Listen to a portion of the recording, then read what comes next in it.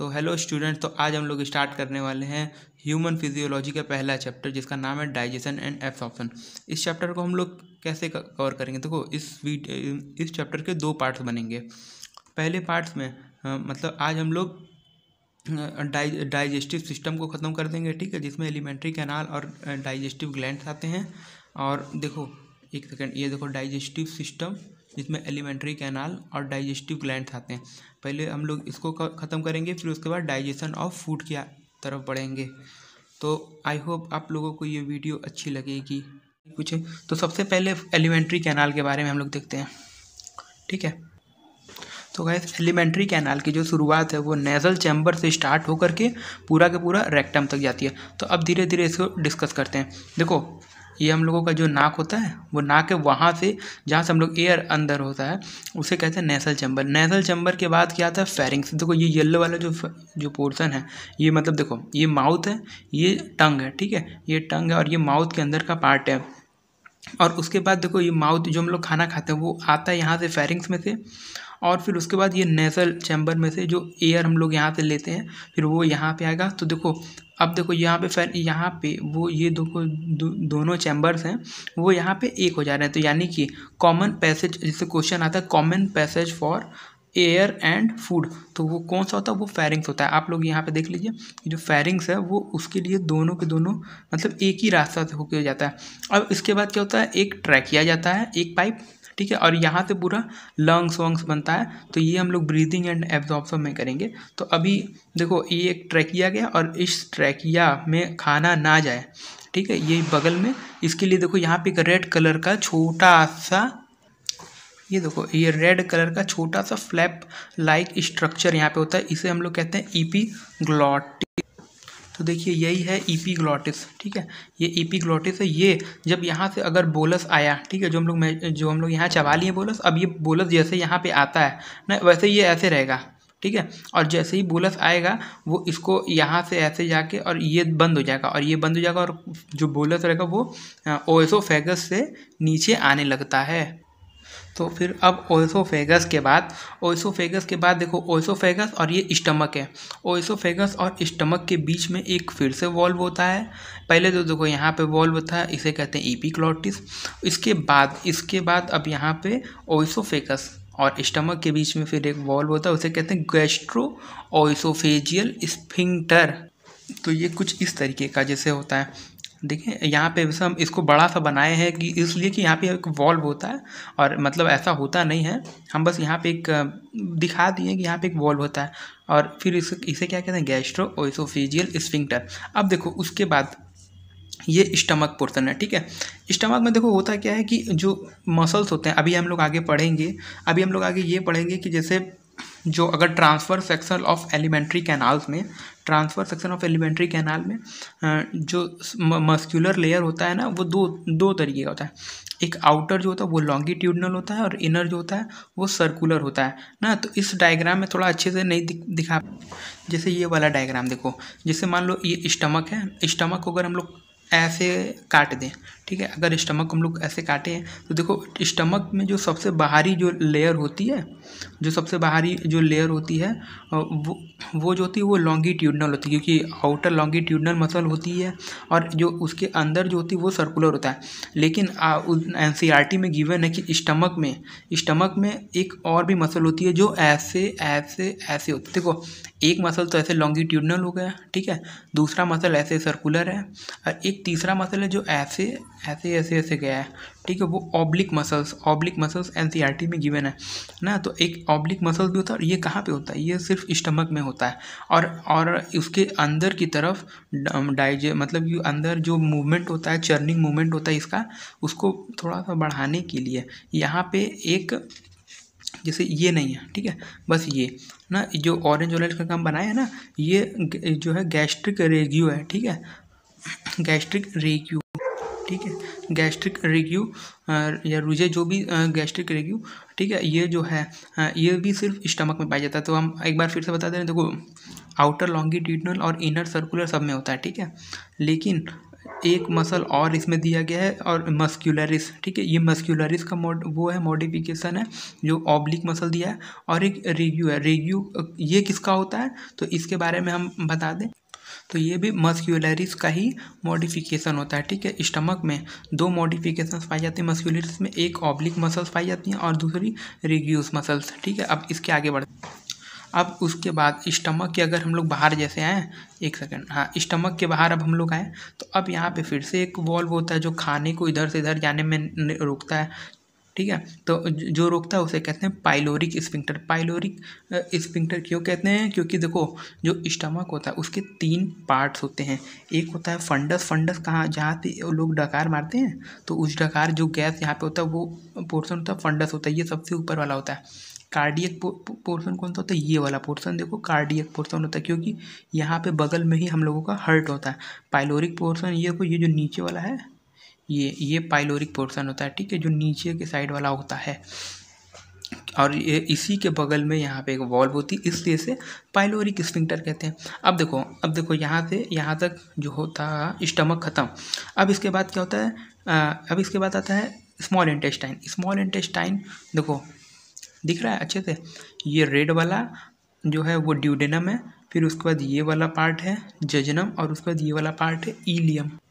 तो देखो small intestine जो होता है उसके 3 पार्ट होते हैं, ड्यूडेनम, जजनम, इलियम। जो ड्यूडेनम होता है उसी के बगल में पैनक्रियाज होता है, वो शिफ्ट रहता है इसलिए वो सी शेप्ड होता है।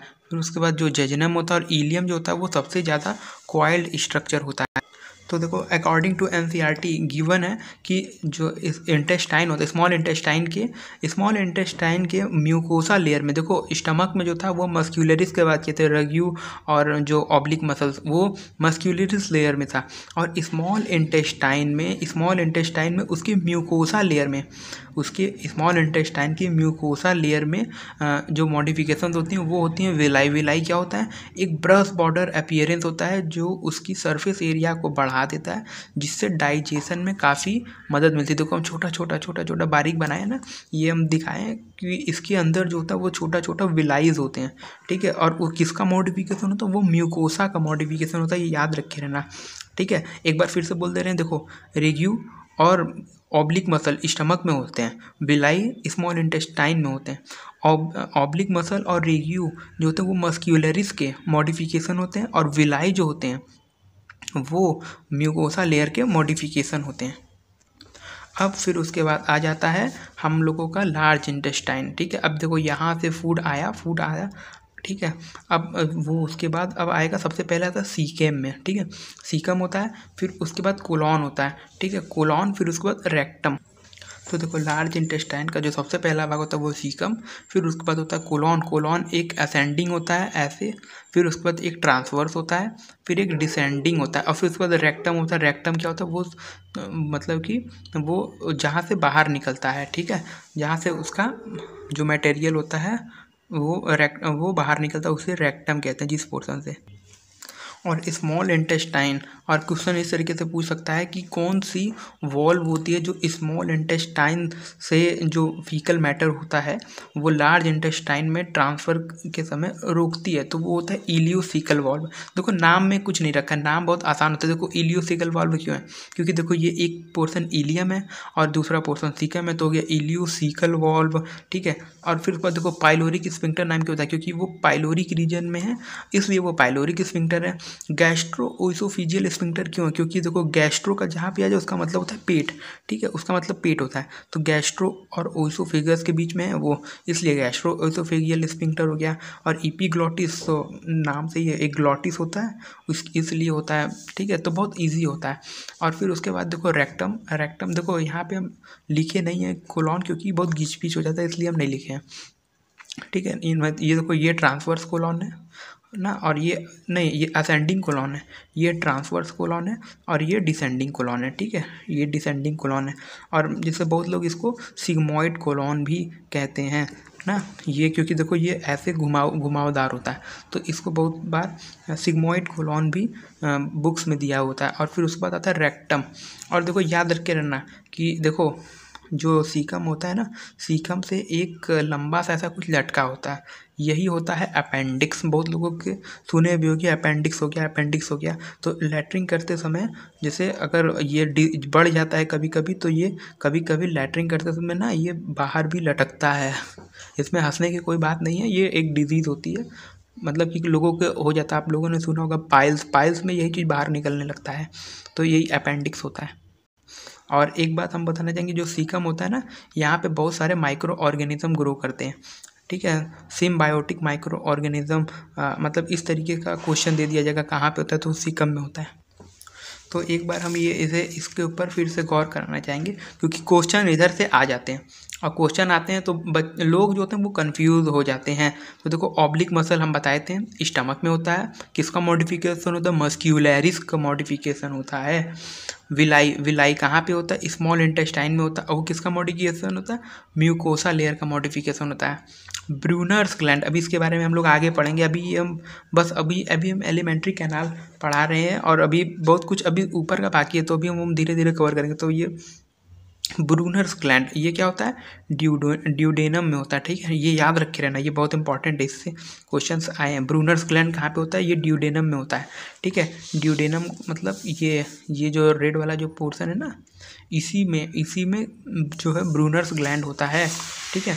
ब्रूनर ग्लैंड, और ये कहाँ, और ये किसका मॉडिफिकेशन होता है, ये सब म्यूकोसा का मॉडिफिकेशन होता है। और रेगियो के बारे में हम लोग बता ही दिए हैं। और गॉबलेट सेल्स कहाँ पे होते हैं, इंटेस्टाइन में म्यूकोसा छोड़ते हैं। देखो म्यूकोसा अगर पूछे कि स्टमक में म्यूकोसा कौन छोड़ता है, स्टमक में म्यूकोसा कौन छोड़ता है, तो वहाँ पे हो जाए म्यूकस नेक सेल। और अगर इंटेस्टाइन में म्यूकोसा कौन छोड़ता है, तो वहाँ पे गॉबलेट सेल्स। देखो याद रखिए ना, गॉबलेट सेल्स कहाँ पे होते हैं, इंटेस्टाइन में होते हैं, और वो क्या सेक्रेट करता है, म्यूकोसा। म्यूकस की जो लेयर जो इंटेस्टाइन में बनाता है, जो उसके हार्ड पीएच से बचाने के लिए, वो होता है म्यूकोसा। तो यार एलिमेंट्री कैनाल का अब हम लोग सबसे पहला टॉपिक पढ़ने वाले हैं। एलिमेंट्री कैनाल में देखो कहाँ से शुरू होता है, सबसे पहले बक्कल कैविटी से शुरू होता है। तो बक्कल कैविटी के बारे में हम लोग पढ़ेंगे, जो मतलब कि एकदम एनसीईआरटी वाइज ही। तो यार देखो बक्कल कैविटी में पढ़ने के लिए क्या होता है, देखो सबसे पहले तो थिकोडोंट दिया एनसीईआरटी में। थिकोडोंट का क्या मतलब होता है, जो दांत होते हैं ना वो सॉकेट में एम्बेडेड होते हैं, इसी को कहते हैं थिकोडोंट। तो teeth embedded in socket, it's called thecodont. Diphyodont क्या होते हैं, डाइफायोडोंट देखो डाई नाम से ही लग रहा है दो, ठीक है। तो हो जाता है टीथ कम्स ट्वाइस, ठीक है। जो एक होता है मिल्क टीथ और एक होता है परमानेंट टीथ। और अगर जब मिल्क टीथ जो होता है वो टूटता है, फिर उसके बाद परमानेंट टीथ आता है। तो इसी प्रोसेस को, यही चीज़ें जो होती हैं वही वो कहलाते हैं कि डाइफायोडोंट दांत हैं हम लोगों के। और हेटेरोडोंट डेंटेशन, इसका मतलब क्या है, इसका मतलब ये है कि डिफरेंट टाइप ऑफ टीथ, ठीक है। यानी कि जैसे इंसिजर है, कैनाइन है, प्री मोलर है, मोलर है। और उसके बाद डेंटल फार्मूला क्या होता है, तो डेंटल फार्मूला होता है 2 1 2 3, 2 1 2 3। तो इसमें दो क्या होते हैं, इंसिजर होते हैं, फिर दो क्या होते हैं, दो इंसिजर, फिर एक कैनाइन होते हैं, और फिर उसके बाद 2 प्री मोलर और 3 मोलर होते हैं, ठीक है। और फिर उसके बाद देखो premolars are absent in milk teeth. अब इसके बारे में हम डिस्कस, तो देखो ये 2 डेंटिशंस हैं, ठीक है। देखो ये वाला डायग्राम जो है ये हम बनाए हैं, तुम्हें लग ही रहा होगा टेढ़ा मेढ़ा, और ये जो है ये बुक का दिया हुआ है। देखो इसका मतलब कि हम ये क्यों दिखाना चाह रहे हैं, क्योंकि ये जो है वो मिल्क टीथ वालों का, मतलब जो बेबी बॉय, जो छोटे बच्चे होते हैं 2 साल 3 साल, मतलब जो छोटे वाले बच्चे होते हैं। और ये जो है ये हम लोगों का है, जो एडल्ट लोग हैं, ठीक है। तो देखो जैसे इसमें क्या फ़र्क है, देखो जो रेड से जो मार्क किए ये है मोलर्स। तो देखो इसमें देखो 3 मोलर हैं, इसमें 2 मोलर हैं, और देखो इसमें प्री मोलर जो है ये 2 हैं, और इसमें प्री मोलर्स जो हैं वो एब्सेंट हैं। इसमें देखो कैनाइन 1 है, इसमें भी कैनाइन 1 है, और इसमें इंसिजर 2 हैं, इसमें इंसिजर 2 हैं। तो इसका कहने का क्या मतलब है, क्वेश्चन इस तरीके से पूछेगा कि जैसे चाइल्ड्स में, बच्चों में कौन से जो टीथ होते हैं वो एब्सेंट होते हैं, तो प्री मोलर्स जो होते हैं वो एब्सेंट होते हैं। और इस तरीके से भी क्वेश्चन पूछ सकता है कि बच्चों में कितने मोलर्स होते हैं और एडल्ट्स में कितने मोलर्स होते हैं। तो एडल्ट्स में 3 मोलर्स होते हैं, बच्चों में 2 मोलर्स होते हैं। तो ये लास्ट मतलब कि पॉइंट टीथ में याद रखे रहना कि इनेमल जो होता है वो हार्ड चूइंग सरफेस होता है, ठीक है। यानी कि टीथ के ऊपर ही होता है इनेमल ना, और ये बहुत ही ज़्यादा हार्ड होता है। बस ये एनसीईआरटी में गिवन है टीथ के मामले में। और जैसे ये तो तुम लोगों को मालूम ही होगा कि हम सब लोगों में, एडल्ट ह्यूमंस में 32 टीथ होते हैं। तो अब देखो टंग के बारे में पढ़ते हैं। अब हम लोग माउथ के बारे में तो पढ़ लिए, अब हम लोग की बारी है टंग के बारे में।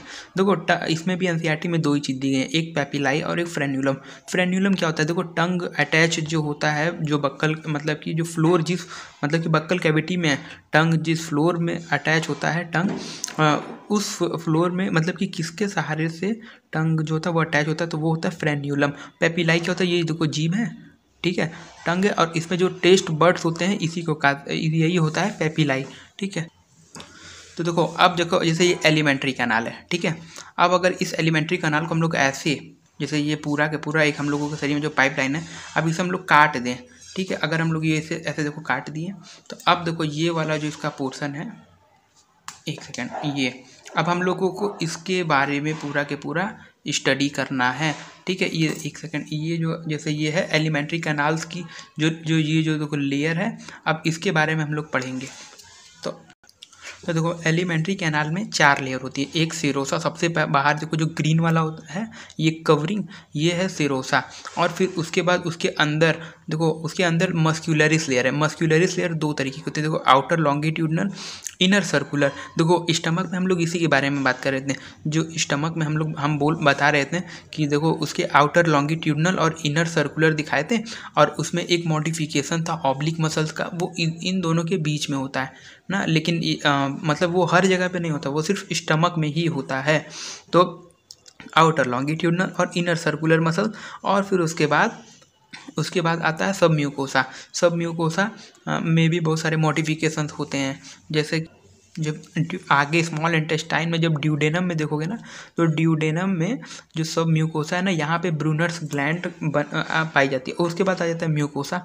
म्यूकोसा को तो तुम लोग जानते होगे कि ये जैसे कि पेट में बहुत सारे स्ट्रॉन्ग एसिड्स बनते हैं, HCl, इंट्रिंसिक फैक्टर्स, मतलब कि ये सब जो इसके जो वॉल्स हैं इसको डैमेज कर सकते हैं, इसलिए म्यूकोसा की जो लेयर होती है वो पाई जाती है, ताकि वो इन सब चीज़ों से बचा ले। तो और जैसे सिरोसा है, अब जैसे ये क्वेश्चन भी पूछ सकता है कि जो एलिमेंट्री कैनाल का जो सबसे आउटर लेयर होता है सिरोसा, वो किसका बना होता है? तो वो जो बना होता है वो मेसोथेलियम कनेक्टिव टिश्यू का बना होता है, ठीक है। वो एक कनेक्टिव टिश्यू का बना होता है। और एक जैसे आ गया कि एलिमेंट्री कैनाल में किस लेयर में नर्व सप्लाईज की, नर्व की और ब्लड वेसल्स की, इन सब की जो सप्लाईज होती है वो कहाँ पे होता है, और लिम्फ वेसल्स कहाँ पे पाए जाते हैं? तो वो होते हैं सब म्यूकोसा में। देखो ये 2 चीज़ याद रखे रहना बस तुम लोग। देखो इन सब में ये वाला जो टॉपिक है ना, ये बहुत इंपॉर्टेंट है, इसे याद रखे रहना। एक बार हम इसे फिर से बताते रहें। तो ऑब्लिक मसल्स कहाँ पे पाई जाती हैं और किसका मॉडिफिकेशन होता है? स्टमक में होती हैं, और मस्क्यूलरिस का मॉडिफिकेशन होता है। मस्क्यूलरिस का एक और मॉडिफिकेशन है, वो रेगियो है, जो वो भी स्टमक में पाया जाता है, वो भी मस्क्यूलरिस का ही मॉडिफिकेशन है। विलाई कहाँ पे होती है? ये स्मॉल इंटेस्टाइन में होती है, और ये म्यूकोसा का मॉडिफिकेशन है। और देखो गॉबलेट सेल, ब्रूनर्स ग्लैंड, इन दोनों में फ़र्क समझ लेना, मतलब कि बहुत आसान है। देखो जो ब्रूनर्स ग्लैंड है ये ड्यूडेनम में होता है, गॉबलेट सेल्स जो होते हैं ये इंटेस्टाइन में होते हैं, ठीक है। ये भी होते हैं ड्यूडेनम, मतलब कि ड्यूडेनम तो स्मॉल इंटेस्टाइन का ही पार्ट है ना, तो गॉबलेट सेल्स भी होते हैं। लेकिन जो ब्रूनर्स ग्लैंड है ये सिर्फ ड्यूडेनम में होते हैं, ये पूरे इंटेस्टाइन में नहीं होते। पूरे इंटेस्टाइन में गॉबलेट सेल्स होते हैं। और ये किसका मॉडिफिकेशन है? ये म्यूकोसा का। और ये याद रखे रहना, ये तो एकदम याद रखे रहना भाई, कि ब्रूनर्स ग्लैंड जो होता है वो सब म्यूकोसा का मॉडिफिकेशन है और ड्यूडेनम में पाया जाता है। अब हुजूर थोड़ा इस पर भी गौर फरमा लीजिए। देखिए ये क्या है, ये सेक्शन ऑफ स्मॉल इंटेस्टाइन, ठीक है। एक स्मॉल इंटेस्टाइन का एक जो सेक्शन है ये वही चीज़ है, मतलब कि स्मॉल इंटेस्टाइन है। तो देखो स्मॉल इंटेस्टाइन के अंदर देखो ये सब जैसे क्या, जो फिंगर लाइक प्रोजेक्शंस है ये सब हैं विलाई। अभी हम बात करते हैं, जो विलाई होते हैं वो स्मॉल इंटेस्टाइन में पाए जाते हैं। और 5 तक की गिनती में सोच के बताओ कि विलाई किसके मॉडिफिकेशन होते हैं? 1 2 3 4 5 विलाई जो होते हैं वो म्यूकोसा के मॉडिफिकेशन होते हैं, ठीक है। ठीक है, अब ये म्यूकोसा के मॉडिफिकेशन, अब आगे बढ़ते हैं। देखो विलाई जो होता है ना, विलाई के अंदर भी बहुत सारा जो देखो ब्लड के लिए सप्लाई जाता है। तो आर्टिलरी है, वीन्स हैं, ठीक है। आर्टिलरी वीन्स मतलब समझ रहे हो ना, जो एक जो होता है वो जो मतलब कि खून जो ऑक्सीजनेटेड ब्लड लाता है, और एक डी ऑक्सीजनेटेड ब्लड। तो देखो ये देखो हर जगह पे देखो आर्टिलरीज है और ये वीन्स है और ये देखो ये कैपिलरीज है। कैपिलरीज मतलब जो तुम फाइन होते हैं तुम पतले पतले बारीक। तो देखो ये सब का हर जगह पे जो ब्लड का पूरा नेटवर्क मतलब कि खून की सप्लाई के लिए पूरा पूरा नेटवर्क है। देख रहे हो ये कैपिलरीज है और ये जो है ये है लैक्टेल्स। देखो ये आर्टिलरीज है ना, आर्टिलरीज ही जब ऐसे जाता है तो वही एक लैक्टेल्स बना देता है। ठीक है, तो देखो इसमें बस यही याद रखे रहना। और फिर उसके बाद ये चीज़ बढ़ाई, देखो इसका यही इंपॉर्टेंट है। इसे क्या कहते हैं, जब देखो एक होता है ना विलाई के बगल में एक अंदर एक गड्ढा बनता है, उसी को कहते हैं क्रिप्ट्स ऑफ लीवरकुहन। ठीक है, और देखो ये आउट ऑफ एनसीईआरटी थोड़ा सा है कि मतलब ये यहाँ पे नहीं दिया लेकिन इसके क्वेश्चन जो है वो आए हुए हैं। तो क्या है कि क्रिप्ट्स ऑफ लीवरकुहन में बहुत सारे मतलब कि जो सेल्स होते हैं वो पेनेट सेल्स होते हैं और ये क्या छोड़ते हैं, लाइसोजाइम छोड़ते हैं। तो देखो एक शॉर्ट में हम बताएं तो देखो विलाई में क्या होता है, विलाई में होते हैं कैपिलरीज का जाल होता है और एक जो लिम्फ वेसल होता है, एक ना मतलब कि एक वेसल जाती है जो लैक्टेल्स होती है। ठीक है, ये हो गया। और फिर देखो विलाई में देखो माइक्रोविलाइज भी होते हैं। ठीक है, छोटे छोटे छोटे छोटे ये ब्रश बॉर्डर अपीयर मतलब ये सरफेस एरिया को बढ़ाने का काम करते हैं। ये पहला इंपॉर्टेंट मतलब कि ये हो गया। अब दूसरे क्वेश्चन कहाँ से आ सकते हैं, क्वेश्चन ये आ सकता है कि जो मतलब कि क्रिप्ट्स ऑफ लीवरकुहन क्या होता है, कहाँ होता है, इसमें कौन से सेल होते हैं और ये सेल क्या, इसके अंदर के जो सेल्स होते हैं वो क्या काम करते हैं। तो देखो क्रिप्ट्स ऑफ लीवरकुहन जो होता है वो इंटेस्टाइन के में विलाई के बगल में, विलाई के जो बेस होते हैं, देख लो गड्ढा है ना, तो इसके क्रिप्ट्स में मतलब कि गड्ढा में पाए जाते हैं क्रिप्ट्स ऑफ लीवरकुहन। ठीक है, ये और इसमें कौन सा सेल होते हैं, इसमें पेनेट सेल होते हैं। ये याद रखे रहना भाई, रिक्वेस्ट कर रहे हैं तुमसे, ये मत सोचो कि आउट ऑफ एनसीईआरटी है, बस ये इतना ही तो याद करना कि पेनेट सेल्स होते हैं जो इसके बेस में होते हैं, ये देखो। और ये क्या छोड़ते हैं, ये क्या सेक्रेट करते हैं, लाइसोजाइम्स सेक्रेट करते हैं। तो देखो अब एलिमेंट्री कैनाल जो है वो हम लोगों ने पढ़ लिया। अब बारी आती है डाइजेस्टिव ग्लैंड्स के बारे में। तो देखो फटाफट अब हम लोग पढ़ते हैं डाइजेस्टिव ग्लैंड्स के बारे में और उसके बाद जब अगला टॉपिक आएगा डाइजेशन ऑफ फूड तो उसमें हम लोग इसके सेक्रेशंस के बारे में पढ़ेंगे। तो देखो सबसे पहले अब देखो हम लोग डाइजेस्टिव ग्लैंड्स में देखो सबसे पहले क्या, ये देखो गॉल ब्लैडर है, ये लीवर है और ये देखो गॉल ब्लैडर से डक्ट आई है और एक लीवर से डक्ट आई है और ये देखो पेनक्रियाज है, पेनक्रियाज से ये डक्ट आई है और ये देखो ये मतलब कि ये वाले जो डक्ट है ये मतलब कि इन दोनों का मिक्सचर है, इसे कहते हैं कॉमन हेपेटोपेनक्रियाटिक डक्ट। और ये जो है ये है ड्यूडेनम। ठीक है, ये ड्यूडेनम है भाई साहब। और देखो अब गॉल ब्लैडर है। ठीक है, गॉल ब्लैडर से जो डक्ट आई है उसे कहते हैं डक्ट्स फ्रॉम गॉल ब्लैडर, मतलब ये डक्ट्स फ्रॉम गॉल ब्लैडर की डक्ट है। और फिर ये जो है डक्ट्स फ्रॉम लीवर मतलब कि लीवर की डक्ट है ना, तो ये हिपैटिक डक्ट है इसको, और हिपैटिक डक्ट भी लोग कहते हैं। और देखो ये एक और पॉइंट है, देखो लीवर के दो पार्ट होते हैं तो लोगों को मालूम ही होगा, लेफ्ट राइट। और देखो लीवर के ऊपर जो कवरिंग होती है वो होती है ग्लिसन्स कैप्सूल की। ठीक है, ये पॉइंट हो गया। अब इसके बाद देखो, अब देखो गॉल ब्लैडर और लीवर की जो मिल के मतलब यहाँ से बाइल आया और यहाँ से हिपैटिक डक्ट मिल करके जो ये होता है कॉमन बाइल डक्ट। ठीक है, कॉमन बाइल डक्ट। अब ये पेनक्रियाटिक डक्ट है, देखो पेनक्रियाटिक डक्ट। अब देखो पेनक्रियाटिक डक्ट और कॉमन बाइल डक्ट मिल करके जो डक्ट बनाती हैं वो होता है कॉमन हिपैटो मतलब होता है लीवर हिपैटो पेनक्रियाटिक डक्ट। यानी कि कॉमन हिपैटो का मतलब होता है कि लीवर और पेनक्रियाटिक मतलब पेनक्रियाज डक्ट। और फिर देखो ये इसका जो सेक्रेशन होता है वो ड्यूडेनम में जाने में कौन रोकता है, तो ये होता है स्फिंक्टर ऑफ ओडाई। ये याद रखे रहना भाई लोग, स्फिंक्टर ऑफ ओडाई कहाँ पे पाया जाता है, वो between common hepato pancreatic duct और ड्यूडेनम के बीच में पाया जाता है। बस इसमें यही पढ़ना ही था। और जैसे हम एक बात बता दे रहे हैं कि देखो जो गॉल ब्लैडर से जो डक्ट निकली है इसे इसे क्या कहते हैं, इसे कहते हैं सिस्टिक डक्ट। ठीक है, और फिर उसके बाद जो डक्ट जो लीवर से निकलती है इसे बता चुके हैं हिपैटिक डक्ट कहते हैं। ये दोनों मिल करके कॉमन बाइल डक्ट बनाती है। उससे पहले देखो लीवर से जो बाइल निकलता है वो बाइल सबसे पहले जा करके गॉल ब्लैडर में स्टोर हो जाता है। फिर उसके बाद वो अपने हिसाब से मतलब कि अभी आगे हम लोग पढ़ेंगे कि कोलेसिस्टोकाइनिन होता है, एक एंजाइम होता है, वो रिलीज होता है। तो फिर वो इन सबको मतलब कि एक तरीके से वो देता है, इम्पल्स देता है कि भाई यहाँ पे अब बोलस आ गया है, यहाँ पे अब काइम आ चुका है, काइम आ गया तो अब वहाँ पे ये पैनक्रियाटिक जूस को सेक्रेट करो। ठीक है, तो उसके बारे में भी हम लोग आगे पढ़ें। अब देखो बस ये थोड़ा सा और पढ़ लो, structural and functional unit of liver, hepatic lobules होती हैं। और लीवर के बारे में एक और बात जान लो कि देखो मतलब कि लीवर का जो वेट होता है 1.2 से लेकर के 1.5 होता है। लड़कियों का 1.2, लड़कों का 1.5। मजाक कर रहे हैं, किसी का भी हो सकता है 1.2 1.5, ठीक है। बहुत सारी लड़कियां भी बड़ो बहू होती हैं। फिर देखो आता है पैनक्रियास। पैनक्रियास में एक होता है एक्सोक्राइन और एक होता है एंडोक्राइन। एक्सोक्राइन देखो क्या होता है, जो एंजाइम सेक्रेट करता है। एंडोक्राइन जो होता है वो हार्मोन। अब हार्मोन में क्या होता है, इंसुलिन है, ग्लूकेगॉन है। इंसुलिन जो डायबिटीज़ को कंट्रोल करता है, ग्लूकेगॉन है। और फिर उसके बाद एल्केलाइन जूस को जो सेक्रेट करता है वो उसका एक्सोक्राइन पार्ट होता है, ठीक है। बस इतना याद रखे रहना। तो देखो ये प्रीवियस ईयर क्वेश्चन का अब हम लोग फटाफट क्वेश्चन करेंगे। देखो सिर्फ हर एक क्वेश्चन को पढ़ने के बाद हम सिर्फ 1 2 3 4 5 मतलब गिनती गिनेंगे, उसके बाद तुम लोगों को करेक्ट करना है। देखो sphincter of Oddi is present at 1 2 3 4 5। तो देखो मैंने यहाँ पे बताया था कि जो ड्यूडेनम है और जो ये मतलब कि जो मतलब ये कॉमन हिपैटोपैनक्रियाटिक डक्ट है, इन दोनों के बीच में जो वॉल्व होता है, जो इसकी जो मतलब कि पैनक्रियाटिक जूस को जो ड्यूडेनम में सेक्रेट होने से जो रोकता है वो होता है स्फिंक्टर ऑफ ओडाई। तो देखो ऑप्शन पढ़ो, जंक्शन ऑफ जेजनम एंड ड्यूडेनम, नहीं यहाँ पे नहीं होता भाई। जियोजेनम और ड्यूडेनम के इलियोसेकल जंक्शन नहीं, junction of hepatopancreatic duct and duodenum. तो इसका ये वाला ऑप्शन सही है। अब आगे, अब देखो identify the correct statement with reference to human digestive system. Human digestive system के अकॉर्डिंग कौन सा इसमें से ऑप्शन सही है। इलियम, देखो ileum open into small intestine. Small intestine में कौन कौन सा जैसे होता है, तो स्मॉल इंटेस्टाइन के मैंने बताया था 3 पार्ट होते हैं, ड्यूडेनम, जजनम, इलियम। इलियम जो होता है वो हाईली कोइल्ड स्ट्रक्चर होता है, वो सबसे लास्ट में होता है। और इलियम जो होता है वो जा करके लार्ज इंटेस्टाइन में ओपन होता है। तो इसका ये ऑप्शन तो भाई सही हो ही नहीं सकता है।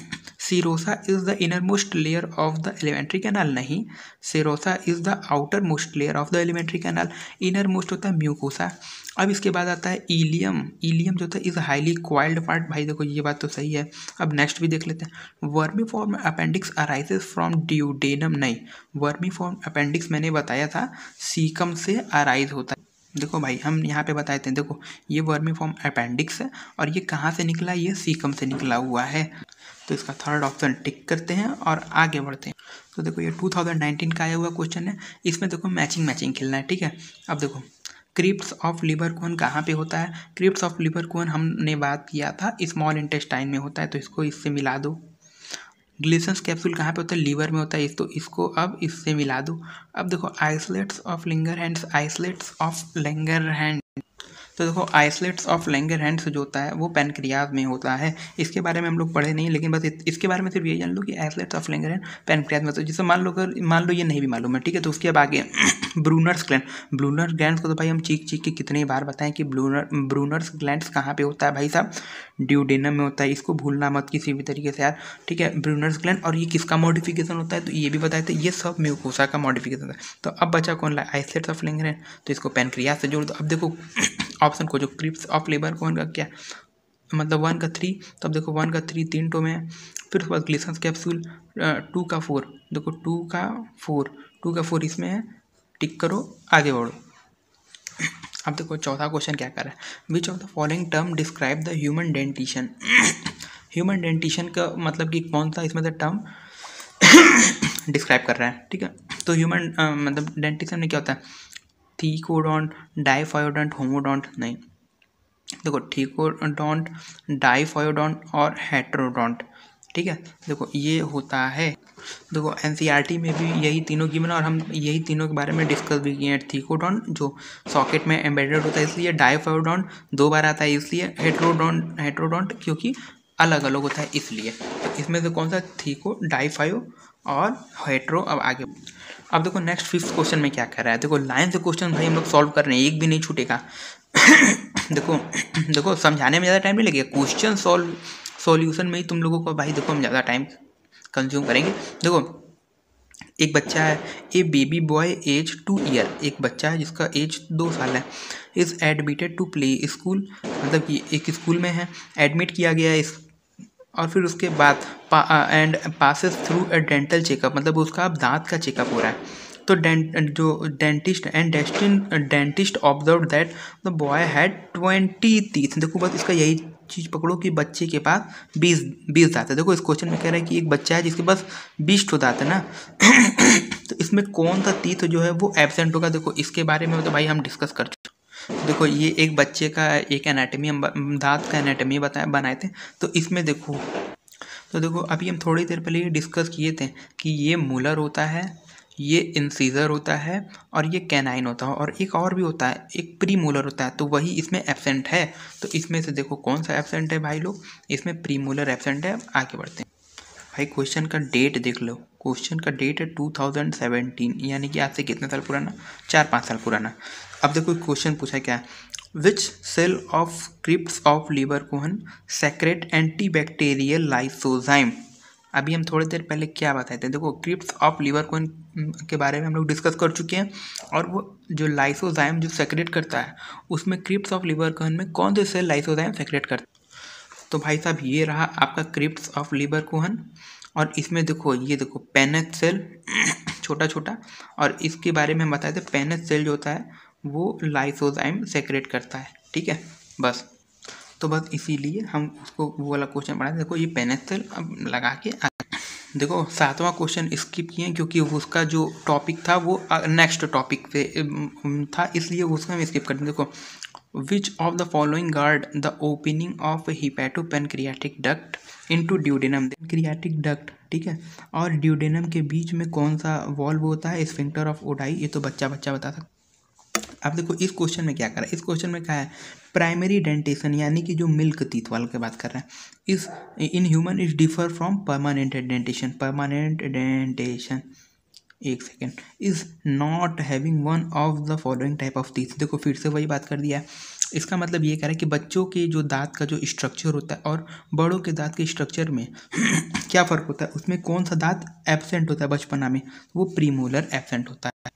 अब देखो 10वां क्वेश्चन का क्या कह रहा है, where do certain symbiotic micro organism normally occur in human body.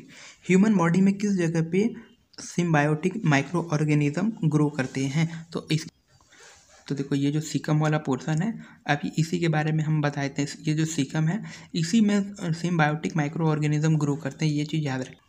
तो बस भाई इसमें सीकम टिक करो और आगे बढ़ो। अब देखो ये वाला क्वेश्चन जिससे बहुत लोगों को लगेगा कि आउट ऑफ एनसीईआरटी है, मतलब ये डाइजेशन एब्जॉर्प्शन में नहीं दिया हुआ है। तो देखो इस क्वेश्चन के हम अभी मतलब पढ़ा चुके हैं। For its activity carboxypeptidase require, मतलब कि कार्बोक्सीपेप्टाइडेज की एक्टिविटी के लिए क्या इन चारों में से कौन सा एलिमेंट रिक्वायर्ड होता है। तो भाई बस फिर 5 मिनट का मुझे टाइम दो, 5 मिनट बाद हम इस क्वेश्चन को डिस्कस करेंगे। ठीक है, तो अभी के लिए इसको स्किप। तो यार बहुत लोग कहेंगे कि डायरेक्ट 13, अभी तो तुम बोल रहे थे सब क्वेश्चन सॉल्व करेंगे। देखो 7, एक सेकेंड, 7 मतलब सुनो 7 और ये 11th और 12th, ये जो तीनों हैं ये मतलब कि इस टॉपिक से थोड़ा बाहर के हैं, तो इसलिए हम आगे बढ़ गए। लेकिन अभी बस 5 मिनट के बाद वो सब क्वेश्चन को भी करा देंगे। तो देखो 2, 1, 2, 3 विच of the following correctly represent the normal adult, मतलब डेंटल फार्मूला पूछा हुआ है यार, और वो भी किसका पूछा हुआ है, एडल्ट, नॉर्मल एडल्ट ह्यूमन का। तो एडल्ट में 2, 1, 2, 3। अब देखो 14वां क्वेश्चन क्या कर रहा है, 2 दोस्त हैं, 2 friends are eating together on dining table. One of them suddenly start coughing. मतलब 2 दोस्त हैं, एक अचानक से लगा खांस रहे जैसे अभी हम खांस रहे थे वैसे वाला नहीं फिर उसके बाद विच swallow some food, मतलब कि उसके गले में थोड़ा सा खाना अटक गया। द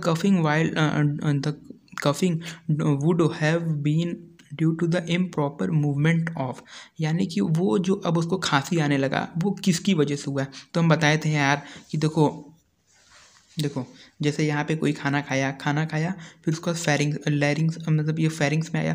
फेरिंग्स, देखो फेरिंग्स क्या होता है, common passage for air and food. ठीक है, तो अब देखो खाना जब यहाँ पे आया तो ये बोल रहा होगा, तो ये वाला जो ढक्कन होगा ये खुला होगा, ये ऐसे खुलता है ना। ठीक है, जैसे ये देखो इसका स्ट्रक्चर कैसे होता है, जैसे ये जो ढक्कन होता है ना, छोड़ो स्ट्रक्चर छोड़ो, उस सबका कोई समय मतलब नहीं है।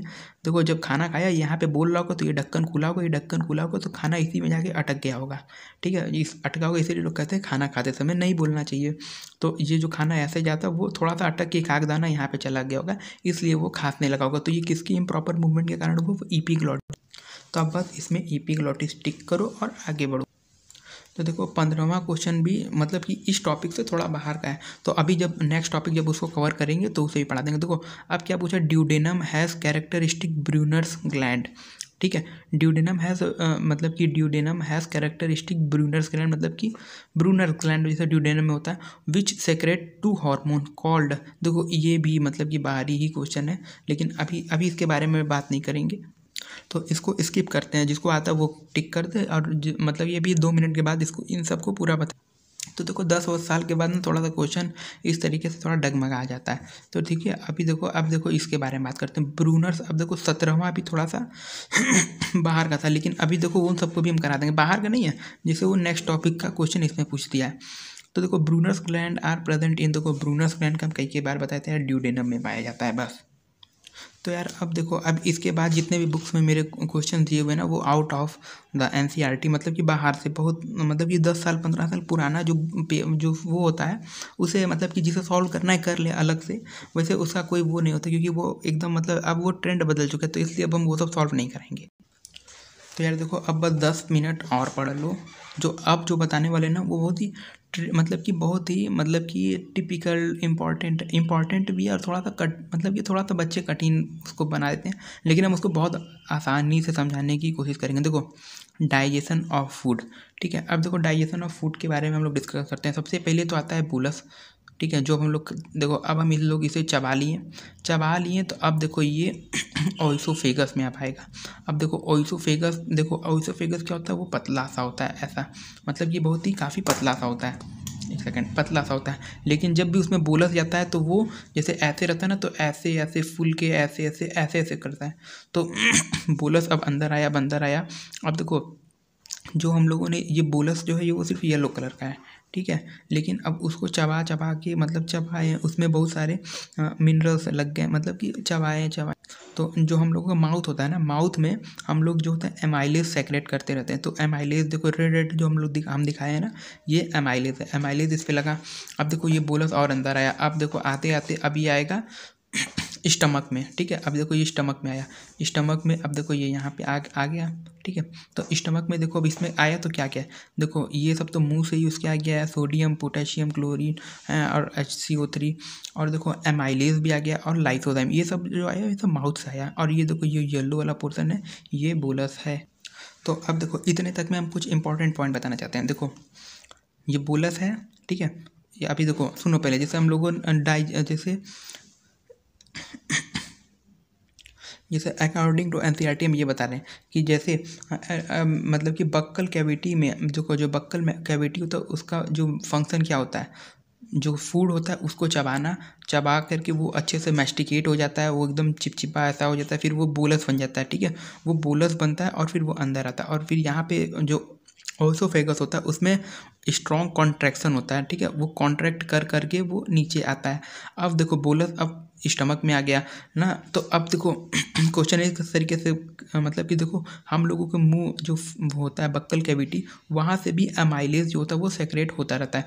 तो जो डाइजेशन का जो स्टार्ट है वो मतलब स्टार्टिंग ऑफ डाइजेशन कहाँ से होता है, तो वो माउथ से ही स्टार्ट हो जाता है, ठीक है। वहाँ पे स्टार्च का मतलब स्टार्च नहीं, मतलब वो कार्बोहाइड्रेट को तोड़ता है, कार्बोहाइड्रेट को, जैसे स्टार्च है मतलब स्टार्च पे एमाइलेज वर्क किया और वो माल्टेज में बदल देगा। अभी हम लोग डिस्कस करेंगे इसके बारे में ना। तो सिर्फ 2 क्वेश्चन याद रखना कि डाइजेशन ऑफ मतलब कि फूड स्टार्ट कहाँ से होता है, तो मतलब कि वो बक्कल कैविटी से ही चालू हो जाता है।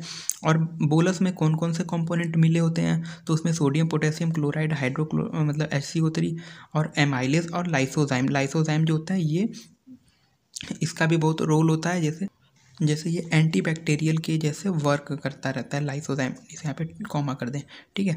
और फिर जब ये बोला था, अब देखो अब ये यहाँ पे चर्निंग, मतलब कि अब यहाँ पे बहुत मूवमेंट होगा, ये जो स्टमक है यहाँ पे मूवमेंट होगा। तो फिर अब देखो जब यहाँ पे ये एसिड से मिल जाएगा, अब देखो यहाँ पे 3 तरीके के एसिड, 3 तरीके के गैस्ट्रिक ग्लैंड्स पाए जाते हैं, ठीक है। अब देखो तीनों के नाम देख लो, एक सेकेंड। तो देखो ये 3 तो दिखाने का मतलब ये है कि इसमें 3 तरीके के ग्लैंड्स होते हैं, 3 तरीके के गैस्ट्रिक ग्लैंड्स। गैस्ट्रिक ग्लैंड्स 3 तरीके के होते हैं। कौन से होते हैं? Mucus neck cell, peptic cell और पैराइटल सेल और ऑक्जेंटिक, मतलब कि पेप्टिक सेल, पैराइटल सेल और म्यूकस सेल, मतलब 3 होते हैं। तो देखो म्यूकस नेक सेल का काम क्या होता है? म्यूकस को सेक्रेट करना। पेप्टिक सेल और चीफ सेल का काम क्या होता है? पेप्सिनोजन को सेक्रेट करना। पैराइटल सेल और ऑक्जेंटिक सेल का काम क्या होता है? वो HCl और इंट्रिंसिक फैक्टर को रिलीज करते हैं। तो देखो इसे याद, देखो म्यूकस नेक सेल है तो म्यूकस से म्यूकस हो गया, ठीक है। तो ये म्यूकस को सेक्रेट किया। पेप, देखो यहाँ पे पेप पकड़ो, पेप, और ये देखो पैर है, देखो पेप मतलब कि पेप्सिनोजन को सेक्रेट करेगा, ठीक है, पेप पेप। और फिर उसके बाद देखो पैराइटल सेल, पैराइटल और ऑक्जेंटिक, ये थोड़ा याद रख के रहना। ये HCl को, देखो HCl ये स्ट्रॉन्ग एसिड होता है, ठीक है स्ट्रॉन्ग एसिड होता है, और ये किसके द्वारा सेक्रेट होता है? ये पैराइटल या ऑक्जेंटिक सेल के कारण होता है। और इसमें इंट्रिंसिक फैक्टर को भी याद रखे रहना। तो अब पेप्सिनोजन के बारे में एक बात जान लेना कि जो पेप्सिनोजन होता है वो प्रोटीन को तोड़ता है, ठीक है। और ये कहाँ पे होता है? देखो ये पेट में है ना, मतलब कि स्टमक में है। तो ये चीज़ याद रखे रहना। देखो गैस्ट्रिक का मतलब है तो उसका सिर्फ ये मतलब है कि वो पेट थे। तो गैस्ट्रिक ग्लैंड में क्या क्या होते हैं? Mucus neck cell, peptic cell, parietal cell, ठीक है। और ये तीनों के तीनों गैस्ट्रिक है। देखो म्यूकस, अगर क्वेश्चन पूछ ले कि म्यूकस, ये जो स्टमक में म्यूकस कौन सेक्रेट करता है, तो वो होता है म्यूकस नेक सेल। और अगर इंटेस्टाइन में, तो अभी उसके बारे में बात करेंगे, ठीक है। तो ये याद रखना, स्टमक में जो म्यूकस सेक्रेट हो रहा है वो म्यूकस नेक सेल कर रहा है, ठीक है। अब देखो पेप्सिनोजन देखो प्रोटीन को तोड़ने वाला एंजाइम होता है पेप्टोज, और मतलब कि प्रोटियोज और पेप्टोन्स में कौन सा होता है? पेप्सिनोजन। इसका पेप्सिनोजन का ये वर्क है। तो क्वेश्चन अगर पूछ ले कि प्रोटीन का डाइजेशन सबसे पहले कहाँ पे होता है, तो वो स्टमक में होता है। और प्रोटीन का डाइजेशन सबसे पहले कौन करता है? वो करता है पेप्सिनोजन, या ऑप्शन में पेप्सिन भी दिया हो सकता है। तो ये देख लो, ये जो म्यूकस नेक सेल है, इसने पूरा के पूरा, देखो ये ब्राउन कलर का, ये देखो ब्राउन कलर से हमने पूरा के पूरा म्यूकोसा लेयर बनाया हुआ है, मतलब कि पूरा के पूरा इसने म्यूकस छोड़ा हुआ है, बस, ठीक है, ठीक है। तो देखो अभी तक इसको कहा जा रहा था बुलस, अब ये इन्वेस्टिगेट हो जाएगा तो ये थोड़ा सा लेई के तरह हो जाएगा, ठीक है। तो ये जब लेई के तरह हो जाएगा तो इसे कहेंगे काइम, ठीक है। तो देखो अब देखो यहाँ पे काइम आ चुका है, काइम आ गया। अब देखो यहाँ पे काइम आया, तो अब देखो यहाँ से देखो बाइल जूस और पैनक्रियाटिक जूस, मतलब ये है कॉमन हिपैटो पैनक्रियाटिक डक्ट है। अब यहाँ से बाइल और पैनक्रियाटिक डक्ट आएगा, मतलब कि सेक्रेशन आएगा, पैनक्रियाटिक सेक्रेशन, और उसी को सक्कस एंटेरिकस भी कहते हैं, अभी आगे डिस्कस करेंगे, ठीक है। और ये देखो एंटेरोकाइनेज है, ठीक है। एंटेरोकाइनेज जो होता है वो यहाँ की म्यूकोसा लेयर से सेक्रेट होता है और काइम में जाता है। अभी अच्छा उसको डिटेल में बताया। तो यार देखो ये इंटेस्टाइन का हमने ड्यूडेनम वाला पोर्शन बनाने का कोशिश किया हुआ है, मतलब ये वही बना है। तो देखो इंटेस्टाइन में सबसे मतलब कि इंटेस्टाइन में जो म्यूकोसा लेयर होता है उसमें होता है गॉबलेट सेल्स, ठीक है। और हाँ, तो देखो गॉबलेट सेल जो होता है वो इंटेस्टाइन में होता है और ये म्यूकस सेक्रेट करता है। देखो अब स्टमक में म्यूकस को कौन सेक्रेट करता था, तो वो सब म्यूकस नेक सेल। इंटेस्टाइन में कौन सेक्रेट कर रहा है, तो ये गॉबलेट सेल्स हैं। गॉबलेट सेल्स कहाँ पे होते हैं? ड्यूडेनम, मतलब इंटेस्टाइन में होते हैं, ये याद रखे रहना। तो देखो इसने म्यूकस को सेक्रेट किया है, ठीक है। अब देखो सब म्यूकोसा, ये देखो ऑरेंज वाला जो है ये सब म्यूकोसा। अब देखो सब म्यूकोसा में कौन सा ये ग्लैंड है, तो ये है ब्रूनर्स ग्लैंड, याद रखे रहना। ब्रूनर्स ग्लैंड जो है वो सब म्यूकोसा में होता है और ये क्या सेक्रेट करता है? ये कोल्सिस्टोकाइनिन एंड सेक्रेटेनिन, ये 2 चीज़ सेक्रेट करता है। ये NCERT में यहाँ पे मतलब कि डाइजेशन एब्जॉर्प्शन में नहीं दिया हुआ है, लेकिन हम बता दे रहे हैं क्योंकि इसमें क्वेश्चन आए हुए हैं बहुत सारे भाई, ठीक है। तो देखो अब देखो यहाँ पे देखो सबसे पहले अब देखो जैसे ये काइम आ गया, ठीक है। देखो काइम आया, तो देखो काइम अब आएगा तो यहाँ पे देखो एंटेरोकाइनेज सेक्रेट होने लगेगा, ठीक है। देखो एंटेरोकाइनेज सेक्रेट हुआ, एंटेरोकाइनेज सेक्रेट, और ये एक बात याद रखे रहना कि एंटेरोकाइनेस कौन सेक्रेट करेगा, एंटेरोकाइनेस को यहाँ की जो म्यूकोसा लेयर होगी वो सेक्रेट करेगी एंटेरोकाइनेस, ठीक है। अब देखो काइम यहाँ पे आया, अब उसके साथ साथ ये एंटेरोकाइनेस भी मिला हुआ है, ठीक है। अब ये आया तो अब ये आएगा तो उसके बाद अब ब्रूनर्स ग्लैंड जो है, अब ये भी कोल्सिस्टोकाइनिन और सेक्रेटेनिन लगेगा रिलीज़ करने। ये देखो रिलीज़ करने लगा, ये रिलीज़ किया, देखो ये रिलीज़ हो गया। अब देखो ये रिलीज़ हो गया तो अब देखो ये यहाँ पे अब जैसे पहुँचा इधर, ये देखो ये कायम हो चुका है, ठीक है। तो अब इसी में सब मिला, तो अब देखो यहाँ से मैसेज जाएगा, अब यहाँ से मैसेज जाएगा गॉल ब्लैडर को ना, कोई खबरी लेके जाएगा, जैसे इम्पल्स गया मान लो ना, तो अब वहाँ से अब तुरंत वहाँ से सेक्रेशन चालू हो जाएगा। वहाँ से किसका सेक्रेशन चालू होगा भैया, वहाँ से देखो बाइल पिगमेंट आने लगेगा यहाँ पे, ठीक है। देखो बाइल आने लगा, बाइल भी आएगा और मतलब बाइल, और फिर यहाँ से पैनक्रियाटिक जो जूस है, पैनक्रियाटिक जूस, अभी इसके बारे में डिस्कस करेंगे। अब ये सब भी इसी में सेक्रेट होने लगेगा, बाइल पैनक्रियाटिक जूस, तो ये सब भी इसी से मिक्स हो जाएगा। तो अब यहाँ पर जा कर के फूड जो है वो पूरा का पूरा डाइजेस्ट हो जाएगा, ठीक है। अब ये सब पूरा का पूरा मिल गया फूड डाइजेस्ट। और ये याद रखना ये पूरा का पूरा कहाँ पे प्रोसेस हुआ, ये पूरा का पूरा प्रोसेस ड्यूडेनम रीजन में हुआ है, ठीक है। तो ये बात याद रख रहना कि ड्यूडेनम में पूरा का पूरा मतलब कि फूड का जो सबसे ज़्यादा डाइजेशन जो होता है वो ड्यूडेनम में हो जाता है। और फिर अब देखो यहाँ तक तो डाइजेस्ट होने में ड्यूडेनम खत्म हो गया। अब उसके बाद आता है जजनम और इलियम, तो जजनम और इलियम में उसका एब्जॉर्प्शन हो जाता है। तो क्वेश्चन आ सकता है कि सबसे ज़्यादा डाइजेशन कहाँ पे होता है, ड्यूडेनम में, सबसे ज़्यादा एब्जॉर्प्शन कहाँ पे होता है, जजनम और इलियम में। तो यार यहाँ से जो निकला एंटेरोकाइन, अब देखो इसके थोड़ा थोड़ा फंक्शन बता दे रहे हैं कि जैसे यहाँ से एंटेरोकाइनेज निकला, उसका काम क्या है। तो देखो इनएक्टिव ट्रिप्सिनोजन, इनएक्टिव ट्रिप्सिन, देखो अभी इसमें ट्रिप्सिन तो था नहीं, तो लेकिन ये अब जैसे उस पर लग गया, जैसे काइम है उस पर पहले से ही बैठा हुआ है कि आवाज़ होगी मारब ना, तो इनएक्टिव ट्रिप्सिनोजन को वो एक्टिव ट्रिप्सिन में कन्वर्ट कर देता है इन एंटेरोकाइनेज। ये बहुत इंपॉर्टेंट याद रखना, मतलब कि अगर क्वेश्चन पूछ ले कि इनएक्टिव ट्रिप्सिनोजन को एक्टिव ट्रिप्सिनोजन में कौन कन्वर्ट करता है, तो वो एंटेरोकाइनेज होता है, ठीक है। अब देखो ये एक्टिव ट्रिप्सिन अब कईयों को मार देगा, मतलब कि कईयों को कन्वर्ट करेगा। तो देखो अब आप काइमोट्रिप्सिनोजन और प्रोकार्बोक्सीपेप्टाइडेस, देखो इसका याद रखना, प्रोकार्बोक्सीपेप्टाइडेस का कोफैक्टर याद रख लेना Zn। ये एनसीईआरटी में नहीं दिया लेकिन हम बता दे रहे हैं, इससे भाई प्रीवियस ईयर में एक आध क्वेश्चन आया है तो याद कर लो, क्योंकि प्रोकार्बोक्सीपेप्टाइडेस का कोफैक्टर Zn है। तो इन दोनों को देखो कुछ करना नहीं है, देखो इनएक्टिव ट्रिप्सिनोजन है, ट्रिप्सिनोजन है, देखो जहाँ पे जब इन होगा ना तो वो जाहिर सी बात है भाई वो उसका इनएक्टिव फॉर्म है, तो अब देखो ट्रिप्सिन में बदल गया। काइमोट्रिप्सिनोजन है तो वो काइमोट्रिप्सिन में हो गया। प्रोकार्बोक्सीपेप्टाइडेज है तो वो हो गया कार्बोक्सी, देखो प्रो है तो ये यहाँ पे हो गया कार्बोक्सीपेप्टाइडेज, ठीक है। और ये कौन कन्वर्ट किया, एक्टिव ट्रिप्सिनोजन। आपको देखो अब जैसे ये हम बताए ना कि एंटेरोकाइनेज जो है वो काइम पर वर्क किया और उसके ट्रिप्सिनोजन मत को ट्रिप्सिन में बदला। अब ये बात ये कि ट्रिप्सिन कहाँ से आएगा, तो देखो हम बताए थे कि यहाँ पे बाइल जूस और पैनक्रियाटिक जूस दोनों मिल के आएंगे। तो जो पैनक्रियाटिक जूस होते हैं उसमें 6-7 मतलब कि 6 तरीके के एंजाइम्स होते हैं। तो देखो पैनक्रियाटिक जूस में इनएक्टिव फॉर्म में 6 एंजाइम्स पाए जाते हैं mainly, trypsinogen, chymotrypsinogen, procarboxypeptidase, amylase, lipase और न्यूक्लियेसेस। देखो इसका नाम याद रख लेना, लाइपेज, एमाइलेज और न्यूक्लियेसेस है, क्योंकि क्वेश्चन में अगर न्यूक्लियस भी देता है न्यूक्लियेसेस होना चाहिए, ठीक है, ये चीज़ याद रख के। अब देखो एक और क्वेश्चन जैसे आ गया कि सक्कस एंटेरिकस क्या होता है। सक्कस एंटेरिकस देखो पैनक्रियाटिक जूस, देखो पीजे है तो मतलब इसका पैनक्रियाटिक जूस का सेक्रेशन और फिर उसके बाद गॉबलेट सेल का सेक्रेशन। गॉबलेट सेल का सेक्रेशन क्या होता है, एंटेरोकाइनेस, या मतलब एंटेरोकाइनेस नहीं, गॉबलेट सेल जो होता है वो म्यूकस सेक्रेट करता है और म्यूकस जो होता है वो एंटेरोकाइनेस ड्यूडेनम में सेक्रेट करता है। और पैनक्रियाटिक जूस में क्या क्या होते हैं भाई, ये सब होते हैं ट्रिप्सिनोजन, कार्बोक्सी हैं, और इसमें और भी ऐसे बाइल पिगमेंट भी होते हैं, बाइल पिगमेंट, बाइल सॉल्ट, इन सब। तो अब बाइल के बारे में भी थोड़ा सा पढ़ ले। देखो बाइल जूस में क्या क्या होता है, बाइल जूस में होता है बाइल पिगमेंट, बाइल सॉल्ट और कोलेस्ट्रॉल एंड फॉस्फोलिपिड, ये चीज़ याद रखे रहना, ठीक है।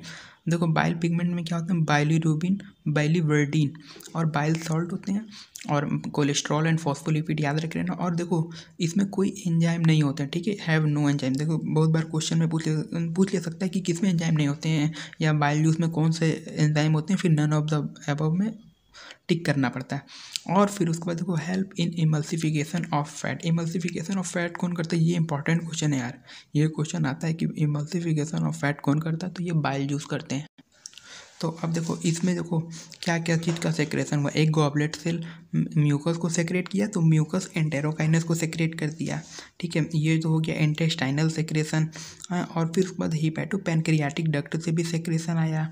और देखो सब म्यूकोसा लेयर में ब्रूनर्स ग्लैंड था, उसने भी सेक्रेट किया, 3 चीज़ों का। तो अब देखो इसमें थोड़ा सा और पढ़ना है, जैसे इंटेस्टाइनल जो जूस होता है उसमें और क्या क्या होते हैं, बस ये थोड़ा सा पढ़ लें।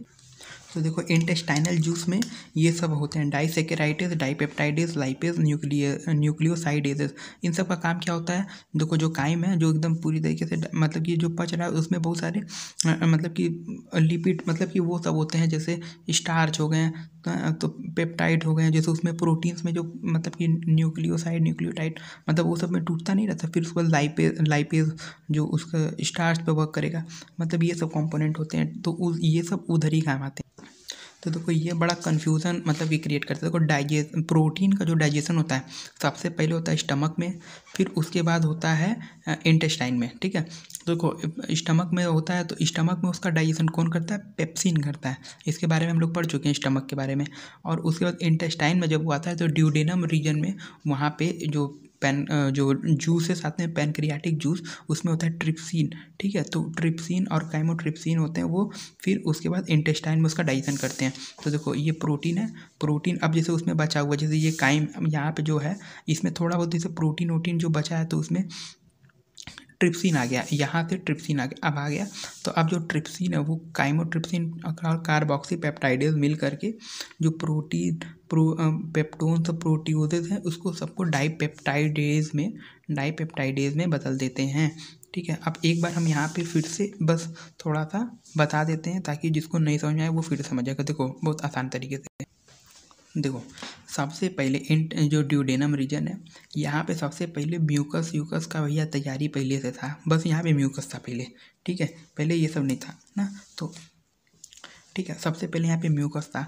अब यहाँ पे सबसे पहले ये काइम आया, ठीक है, ये काइम आया, तो ये जो म्यूकस था इसने एंटेरोकाइनेस को सबसे पहले सेक्रेट किया। सबसे पहले एंटेरोकाइनेस देखो सेक्रेट हो रहा है, देखो होने लगा। अब ये को यहाँ पे ये सब मिल चुके हैं। अब ये यहाँ पे इस रीजन को और पार किया, तो अब क्या हुआ, अब देखो जो ब्रूनर्स ग्लैंड थे सब म्यूकोसा के वो कोल्सिस्टोकाइनिन और सेक्रेटेनिन को रिलीज़ करने लगे, ठीक है, ये यहाँ पे रिलीज। अब देखो कोल्सिस्टोकाइनिन के आते ही तुरंत बाइल में और जो मतलब कि कॉमन हेपेटोपैनक्रियाटिक डक्ट से तुरंत वहाँ पे बाइल पिगमेंट और वहाँ पे पैनक्रियाटिक जूस का सेक्रेशन होने लगा। पैनक्रियाटिक जूस में हम बता चुके हैं क्या क्या होते हैं, ट्रिप्सिन, काइमोट्रिप्सिनोजन, ये सब चीज़ें होती हैं, मतलब नहीं ट्रिप्सिनोजन, काइमोट्रिप्सिनोजन, प्रोकार्बोक्सीपेप्टाइडेज, ये सब होते हैं। फिर उसके बाद ट्रिप्सिन आया, तो अब ना इसमें यहाँ पे ट्रिप्सिन मिला। ट्रिप्सिन का काम क्या होता है, ट्रिप्सिन जो होता है यहाँ पे देखो एंटेरोकाइनेज आया, वो ट्रिप्सिन से इसी में लड़ाई किया और इनएक्टिव ट्रिप्सिनोजन को एक्टिव ट्रिप्सिनोजन बदला, ठीक है। यहाँ पे देखो इनएक्टिव ट्रिप्सिनोजन को एक्टिव ट्रिप्सिनोजन में बदल दिया। एक्टिव ट्रिप्सिनोजन क्या किया, काइमोट्रिप्सिनोजन और प्रोकार्बोक्सीपेप्टाइडेज को कार्बोक्सीपेप्टाइडेज और काइमोट्रिप्सिनोजन में बदल दिया, ठीक है, ये काम हो गया। और उसमें बचा कुचा जो प्रोटीन डाइजेस्ट नहीं हुआ वो यहाँ के ट्रिप्सिन मिल करके प्रोटीन पेप्टोज और प्रोटियोज मिल करके डाइपेप्टाइड में बदल चुके हैं। अब भाई बस ये 2 मिनट और उसके बाद क्वेश्चन करके वीडियो खत्म। देखो कार्बोहाइड्रेट का डाइजेशन कौन करेगा, अमाइलेज किस में बदलेगा, डाइसेकेराइडेज में बदलेगा। 30% कहाँ पे हो जाता है, बक्कल कैविटी में होता है, याद रखे रहना, ठीक है। कार्बोहाइड्रेट रहे या स्टार्च रहे, पॉलीसेकेराइड रहे, कौन अमाइलेज वर्क करेगा, डाइसेकेराइड में बदलेगा। सबसे पहला पॉइंट। फैट पे कौन करेगा, ये तो भाई सबको मालूम होता है, फैट पे लाइपेज काम करता है, फिर डाइग्लिसराइड्स में बदलता है फैट, फिर डाइग्लिसराइड मोनोग्लिसराइड में, फिर उसको मोनोग्लिसराइड क्या होता है, फैटी एसिड और ग्लिसरॉल में बदल जाते हैं, और इन सब पे लाइपेज वर्क करता है। फिर अब आता है न्यूक्लियस, ये सब देखो पैनक्रियाटिक सेक्रेशंस है, ठीक है। तो अब देखो न्यूक्लियस है, न्यूक्लियस किस पे की है, न्यूक्लिक एसिड पे। किस में बदला, न्यूक्लियोटाइड्स में। न्यूक्लियोटाइड पे कौन करेगा, न्यूक्लियोटाइडेज। न्यूक्लियोटाइडेज फिर किस में बदलेगा, न्यूक्लियोसाइड्स में। न्यूक्लियोसाइड्स शुगर और बेस में बदल जाएगा, ठीक है। यहाँ पे याद रखना फैटी एसिड ग्लिसरॉल, यहाँ डाइसेक्राइड्स है, यहाँ पे शुगर और बेस। अब देखो फिर उसके बाद ये देखो पेप्टाइड में, डाईपेप्टाइड किस में बदला, अमीनो एसिड्स में। माल्टोज किस में बदला, ग्लूकोज और ग्लूकोज। सुक्रोज किस में बदलेगा, ग्लूकोज और फ्रक्टोज में। लैक्टोज किस में बदलेगा, याद रखना देखो लैक्टोज तो गैलेक्टोज, ठीक है, ग्लूकोज और गैलेक्टोज। माल्टोज ग्लूकोज, मतलब माल्टोज ओज है, मतलब देखो माल्टोज लग रहा है कि ग्लूकोज पे ग्लूकोज, और लैक्टोज है तो गैलेक्टोज हो गया, ठीक है। सुक्रोज है तो ग्लूकोज और फ्रक्टोज। सुक्रोज को जो गन्ने वन्ने में होता है उसमें होता है ग्लूकोज और फ्रक्टोज, और इस पर क्या काम करेगा, माल्टोज है मैल्टेज, सुक्रोज है सिक्रेज, लैक्टोज है लैक्टेज। अब देखो ये इंपॉर्टेंट पॉइंट है, ऑल ब्रेकडाउन जो होता है, ये सब जितना भी ब्रेकडाउन हुआ ये सब ड्यूडेनम में होता है, और जितना भी है वो एब्जॉर्ब होता है जियोजेनम और इलियम में। तो देखो इसमें पूछा which hormone do stimulate the production of pancreatic juice and bicarbonate, यानी कि इसमें से ऐसा कौन सा हार्मोन है जो पैनक्रियाटिक जूस और बाइकार्बोनेट के प्रोडक्शन को बढ़ा देता है, ठीक है। तो अभी हम यहाँ पे पढ़ा चुके। देखो मैंने बताया था कि ब्रूनर्स ग्लैंड से जो कोल्सिस्टोकाइनिन और सेक्रेटेनिन निकलता है, ये तुरंत मैसेज देगा और मैसेज से पैनक्रियाटिक जूस का सेक्रेशन तुरंत होने लगेगा। तो इसका ऑप्शन करेक्ट होगा कोल्सिस्टोकाइनिन एंड सेक्रेटेनिन, ठीक है। अब इसमें पूछा है for its activity carboxypeptidase required, मतलब कार्बोक्सीपेप्टाइडेज अपनी एक्टिविटी के लिए क्या मांगता है। तो देखो ये प्रो कार्बोक्सीपेप्टाइडेज एक्टिव होगा, किसके होगा, एक्टिव ट्रिप्सिनोजन से, लेकिन ये उसका कोफैक्टर Zn। तो इस ऑप्शन में देखो जिंक कौन सा है, ऑप्शन नंबर 1 टिक करो, आगे बढ़ो। देखो ये थोड़ा सा ट्रिकी क्वेश्चन है। One of the constitute of the pancreatic juice, pancreatic juice का जो कॉन्स्टिट्यूएंट्स है, मतलब कि उसमें से कौन सा है जो ड्यूडेनम में मतलब जाता है, मतलब कि कौन सा इसमें से पैनक्रियाटिक जूस है जो ड्यूडेनम में जाता है। तो मैंने बताया था पैनक्रियाटिक जूस दो ये सब होता है, ट्रिप्सिनोजन, काइमोट्रिप्सिनोजन, एमाइलेज पर ये सब होता है। तो इसमें से देखो कौन सा है, देखो ट्रिप्सिनोजन, देखो यही ऑप्शन सही है। देखो ट्रिप्सिन नहीं होगा क्योंकि ये एक्टिव फॉर्म है ना, तो ये तो उसमें एक्टिव होता है जा करके। और काइमोट्रिप्सिन भी नहीं होगा, काइमोट्रिप्सिनोजन होता है। और एंटेरोकाइनेज जो होता है वो उसका होता है ना ब्रूनर्स ग्लैंड का, ठीक है। तो देखो 2021 का ये हुआ क्वेश्चन, सक्कस एंटेरिकस क्या होता है। सक्कस एंटेरिकस बता चुके हैं भाई, इंटेस्टाइनल जूस होता है। यहाँ पे बताए थे सक्कस एंटेरिकस होता है पैनक्रियाटिक जूस और गैस्ट्रिक मतलब कि वो गॉबलेट सेल का सेक्रेशन मिल करके, गैस्ट्रिक नहीं गॉबलेट सेल का सेक्रेशन मिल करके सक्कस एंटेरिकस बनाता है, तो वो क्या हो गया, इंटेस्टाइनल जूस। 2020 का जो क्वेश्चन है, enzyme enterokinase help in conversion of protein into polypeptide, नहीं ट्रिप्सिनोजन इनटू ट्रिप्सिन, हाँ ये इनएक्टिव ट्रिप्सिनोजन को ट्रिप्सिन में बदलता है। देखो इसमें कहा है identify the cell whose secretion protect the lining of gastro intestinal tract from various enzyme. इसमें कहा है कि ऐसा कौन सा सेल है जिसका जो सेक्रेशन होता है वो बचाता है बहुत सारे वेरियस एंजाइम, मतलब कि हार्ड एंजाइम्स जो इंटेस्टाइन में होते हैं उससे बचाता है। तो ये गॉबलेट सेल जो होता है वो म्यूकस सेक्रेट करता है, और वही तो उसका कौन हो गया ऑप्शन, गॉबलेट सेल, ठीक है। देखो नेक्स्ट क्वेश्चन क्या है, विच of the following option best represent the composition of pancreatic juice. Pancreatic juice का सबसे बेस्ट मतलब कि कौन सा, मतलब कि जिसमें पैनक्रियाटिक जूस होता है। देखो एमाइलेज होता है, पेप्सिन देखो किस में होता है, इस स्टमक में होता है। तो देखो अब अगला है पेप्टाइडेज, एमाइलेज, पेप्सिन फिर नहीं होगा, लाइपेज होता है, एमाइलेज होता है, ट्रिप्सिनोजन, प्रोकार्बोक्सीपेप्टाइडेज ये होता है। तो ऑप्शन नंबर 3। तो देखो अब नेक्स्ट प्रीवियस क्वेश्चन की तरफ बढ़ते हैं। इस क्वेश्चन में क्या कहा है, in the stomach gastric acid is secreted by, हमने क्या बताया था, स्टमक में जो गैस्ट्रिक ग्लैंड्स होती हैं, गैस्ट्रिक ग्लैंड्स में गैस्ट्रिक एसिड की बात किया हुआ है। देखो एक होता है देखो तीन तरीके की सेल्स होती हैं। एक होता है जो म्यूकस सेक्रेट करता है, म्यूकस नेक सेल। दूसरा होता है हम बताए थे जो होता है पेप्टिक सेल्स पेप्टिक सेल्स जो होती हैं वो पेप्सिनोजन सेक्रेट करती हैं जो प्रोटियोलिटिक होता है। और तीसरा होता है गैस्ट्रिक एसिड, जो HCl, गैस्ट्रिक एसिड का मतलब होता है HCl। HCl कौन सेक्रेट करता है? तो HCl सेल को पैराइटल सेल या ऑक्जेंटिक सेल जो होती है वो HCl सेक्रेट करती हैं। नेक्स्ट क्वेश्चन देखो, नेक्स्ट क्वेश्चन में कहा गया है, एक सेकेंड, हाँ, the enzyme that is not present in succus entericus. Succus entericus हम क्या बताए थे? सक्कस एंटेरिकस वो होता है जिसमें इंटेस्टाइनल जूस और पैनक्रियाटिक जूस मिल जाते हैं, तो उसमें उसको सक्कस एंटेरिकस कहते हैं। तो देखो सक्कस एंटेरिकस, देखो न्यूक्लियोसाइड एज होता है, माल्टेज होता है, लाइपेज होता है, न्यूक्लिएजेज होता है। देखो ये देखो क्वेश्चन में तो क्या NUCLEASE न्यूक्लिएज है, लेकिन इसका नाम जो होता है वो होता है न्यूक्लिएजेज। तो इसका ये वाला ऑप्शन टिक करेंगे और आगे बढ़ेंगे। अब देखो नेक्स्ट क्वेश्चन, हाँ, gastric juice of infant contain, infant का मतलब समझ रहे हो, बच्चों, मतलब कि बच्चों के गैस्ट्रिक जूस में क्या क्या होता है? तो देखो पेप्सिनोजन, देखो गैस्ट्रिक का मतलब होता है स्टमक ना, तो स्टमक में पेप्सिनोजन हम बताए थे भाई होता ही है, लाइपेज होता ही है, रेनिन भी होता है। देखो रेनिन के बारे में थोड़ा सा डिस्कस नहीं किए हैं। देखो रेनिन क्या होता है, NCERT के बुक में लिखा हुआ है कि रेनिन जो होता है वो बच्चों में पाया जाता है, ये मिल्क डाइजेशन के लिए होता है और ये स्टमक में ही होता है, ठीक है। तो इसका ये वाला ऑप्शन टिक कर देना। देखो स्टमक में जो होता है वो रेनिन होता है, ये बात याद रखे रहना। विच of the following statement is correct, इसमें से अब कौन सा स्टेटमेंट करेक्ट है, पढ़ते हैं। Oxyntic cell are present in the mucosa of stomach and secrete HCl। देखो तो ये बात भी भाई सही है। अब फिर उसके बाद देखो ACNI are present in the pancreas and secrete carboxypeptidase, नहीं।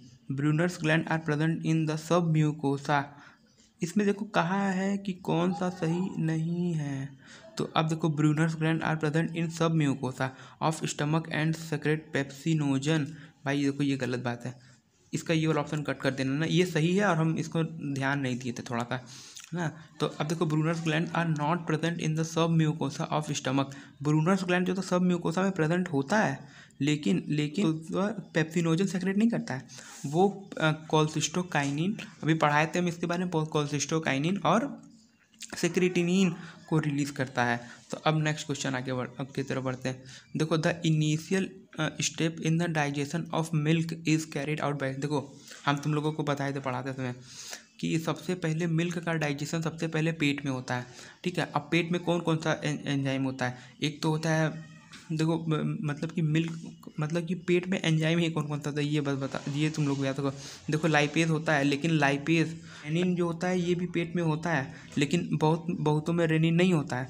पेप्सिनोजन इसका सबसे पहला करेक्ट आंसर, क्योंकि सबसे पहले पेप्सिनोजन ही उस पर वर्क करता है, ठीक है।